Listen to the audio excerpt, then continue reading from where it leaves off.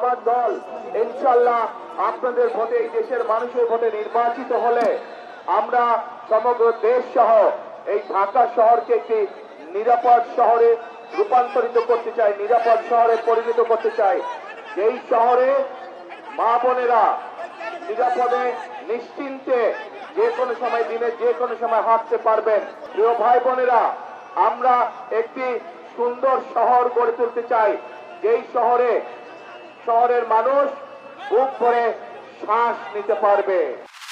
আগামী 12ই ফেব্রুয়ারি আমাদের সামনে সুযোগ এসেছে এই সকল ভূমিদস্যু, ভূমি দখলদার, চাঁদাবাজ, সন্ত্রাসী, ঋণ খেলাপিদেরকে পরাজিত করবার।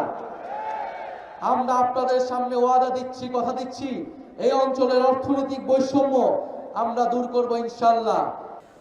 5 আগস্ট যে আকাঙ্ক্ষা নিয়ে রক্ত দিয়েছিল আমাদের সন্তানেরা, ভাইয়েরা, বোনেরা, শিশু, বৃদ্ধ, আবাল বনিতা, ওই রক্তের ঋণ পরিশোধ করার দিন হলো 12 তারিখ। জনগণ দুর্নীতিকে লাল কার্ড দেখাবে, জনগণ চাঁদাবাজদেরকে লাল কার্ড দেখাবে, জনগণ মামলাবাজদেরকে লাল কার্ড দেখাবে, জনগণ দখলদারদেরকে লাল কার্ড দেখাবে, জনগণ আধিপত্যবাদের গুলামদেরকে লাল কার্ড দেখাবে।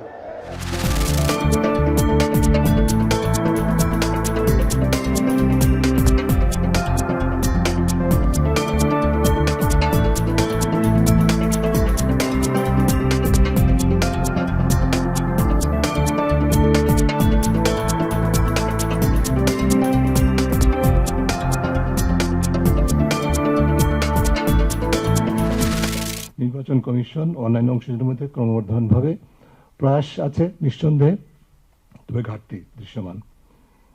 বিশেষ করে রাজনৈতিক সংঘাত এবং নির্বাচনে আচরণবিধির লঙ্ঘন এবং অনিয়ম ও অসুস্থ প্রতিযোগিতা প্রতিরোধে নির্বাচন কমিশনের উপরে যে আরোপিত দায়িত্ব বা ক্ষমতা, সেটি কার্যকর প্রয়োগের ক্ষেত্রে দৃশ্যমান অনেক ক্ষেত্রেই ঘাটতি দেখা যাচ্ছে।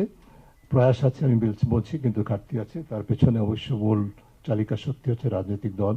তারা এত প্রভাবশালী যে নির্বাচন কমিশন অনেক সময় কঠোর অবস্থান নিতে ব্যর্থ হয়।